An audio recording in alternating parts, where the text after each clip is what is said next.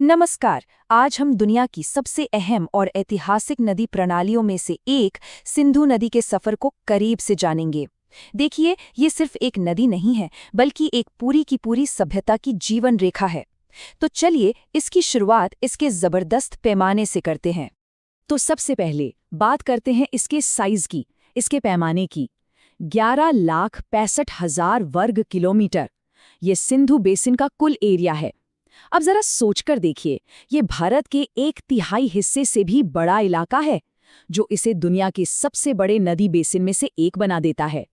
तो जैसा कि अभी हमने देखा, ये सिर्फ एक नदी नहीं बल्कि एक बहुत बड़ा सिस्टम है।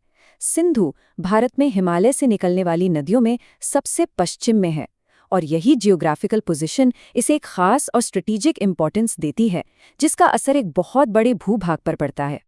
अगर इसकी कुल लंबाई की बात करें तो वो है करीबन 2,880 किलोमीटर। लेकिन कमाल की बात यह है कि इसमें से 1114 किलोमीटर का एक बहुत बड़ा हिस्सा भारत से होकर गुजरता है। ये आंकड़ा ही भारत के लिए इसकी अहमियत बताने के लिए काफी है। तो सवाल ये है कि आखिर ये महान नदी आती कहाँ से है? इसका जन्म कहाँ होता है? इसकी कहानी शुरू होती है ऊंचे बर्फीले तिब्बती पठार से, इसके बिल्कुल सोर्स से। यहाँ 4,164 मीटर की हैरत अंगेज ऊंचाई पर पवित्र कैलाश पर्वत श्रृंखला में बोखरचू के पास एक ग्लेशियर से सिंधु नदी की लाइफ या कहिए इसका सफर शुरू होता है। यहीं से इसकी हजारों किलोमीटर लंबी यात्रा का पहला कदम उठता है। पता है, तिब्बत में इसे एक बड़ा ही जबरदस्त नाम दिया गया है, सिंगी खम्बन, जिसका मतलब होता है शेर का मुंह। ये नाम इसके सोर्स की ताकत और उसकी शान को एकदम सही तरीके से बयां करता है। अब ये नदी, जो अभी अपनी शुरुआती स्टेज में है, उत्तर पश्चिम की तरफ बहना शुरू करती है। और पता है कैसे? लद्दाख और जास्कर जैसी विशाल पर्वतमालाओं के बीच से अपना रास्ता खुद काटती हुई। ये सचमुच में कुदरत की एक शानदार कारीगरी है। और यहीं पर इस नदी की असली ताकत देखने को मिलती है। ये गिलगित के पास एक बहुत गहरी और शानदार घाटी, जिसे गॉर्ज कहते हैं, वो बनाती है। और फिर चिलास के पास से ये एक अहम मोड़ लेती है और पाकिस्तान के दार्दिस्तान इलाके में एंटर करती है। लेकिन पहाड़ों के इस मुश्किल सफर में सिंधु अकेली नहीं है। इसे कई हिमालयी साथी मिलते हैं। श्योक, गिलगिट, जास्कर और हुंजा जैसी कई अहम सहायक नदियां इसमें आकर मिलती हैं और इसे और भी शक्तिशाली बना देती हैं।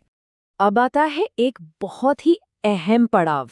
अटक के पास पहुंचकर ये नदी आखिरकार पहाड़ों के कैद से आजाद होकर खुले मैदानी इलाकों में आ जाती है। और यहीं पर दाहिने किनारे से काबुल नदी भी इसमें मिल जाती है, जिससे इसका आकार और ताकत दोनों और बढ़ जाते हैं।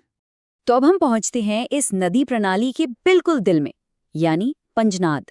ये वो जगह है जहां पंजाब की 5 मशहूर नदियां एक साथ आकर सिंधु को उसकी असली ताकत देती हैं। ये एक ऐतिहासिक और भौगोलिक रूप से बेहद बेहद जरूरी संगम है। तो ये पंजनाद है क्या चीज? देखिए, इन 5 नदियों के मिले जुले प्रवाह को ही पंजनाद कहा जाता है। ये नाम, जिसका मतलब है 5 नदियां, सिर्फ एक भौगोलिक सच नहीं बल्कि इस पूरे इलाके की पहचान को बताता है। चलिए अब इन 5 नदियों से एक एक करके मिलते हैं। पहली है झेलम, जो वेरीनाग के झरने से निकलकर खूबसूरत श्रीनगर और वुलर झील से गुजरती है। फिर आती है चिनाब, जो हिमाचल की 2 धाराओं चंद्र और भागा से मिलकर बनती है। और हाँ, ये सिंधु की सबसे बड़ी सहायक नदी है। इसके बाद नंबर आता है रावी का, जो कुल्लू की पहाड़ियों से निकलती है। चौथी है ब्यास, जो ब्यास कुंड से निकलकर हरिके में सतलुज से मिल जाती है। और आखिरी में आती है सतलुज, जो खुद में एक अनोखी नदी है, क्योंकि ये भी सिंधु की ही तरह तिब्बत के राकस ताल से निकलती है।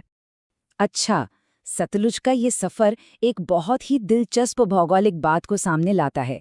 इसे एक पूर्ववर्ती नदी यानी एंटीसीडेंट रिवर कहते हैं। इसका मतलब क्या हुआ? इसका मतलब ये है कि जब हिमालय पर्वत ऊपर उठ रहे थे, तब भी ये नदी इतनी शक्तिशाली थी कि इसने हार नहीं मानी और पहाड़ों को काटकर अपना पुराना रास्ता बनाए रखा। ये कुदरत की जिद का एक जबरदस्त उदाहरण है। तो अब सोचिए, पंजनाद की 5 नदियों का पानी लेकर सिंधु नदी अब एक महानदी बन चुकी है। यहाँ से ये दक्षिण की ओर मुड़कर पाकिस्तान के मैदानी इलाकों से होते हुए अपनी आखिरी मंजिल की तरफ बढ़ना शुरू करती है। और आखिर में करीब 2880 किलोमीटर का एक अविश्वसनीय सफर पूरा करने के बाद ये शक्तिशाली नदी कराची के पूर्व में अरब सागर में जाकर मिल जाती है। ग्लेशियर से शुरू हुआ इसका सफर समुद्र में आकर समाप्त होता है। तो हमने देखा सिंधु का सफर, तिब्बत के ग्लेशियर से लेकर अरब सागर तक। ये सिर्फ पानी का एक बहाव नहीं है, ये इतिहास है, संस्कृति है और लाखों करोड़ों लोगों की जिंदगी है। लेकिन आज क्लाइमेट चेंज और पानी को लेकर बढ़ते विवादों के बीच सबसे बड़ा सवाल यही उठता है कि इस महान नदी की कहानी भविष्य में क्या मोड़ लेगी। ये एक ऐसा सवाल है जिसका जवाब हम सभी के भविष्य से जुड़ा हुआ है।